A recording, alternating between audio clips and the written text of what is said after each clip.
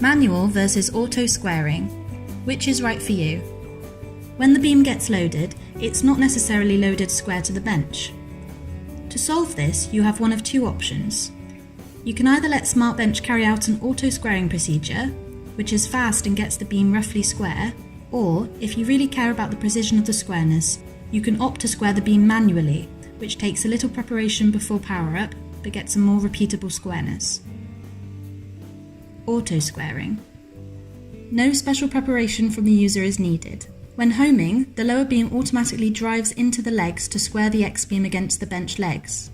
The stalling procedure can offer a general squareness, but at the end of the movement, the motor coils can bounce into a different step position. Thus, mechanical adjustments to square the beam can be repeated less reliably than manual squaring. But it offers a quick, approximate solution which SmartBench can do automatically for you. Manual squaring. Before power-up, the user manually pushes the X-beam up against the bench legs at the home end. The power is then switched on.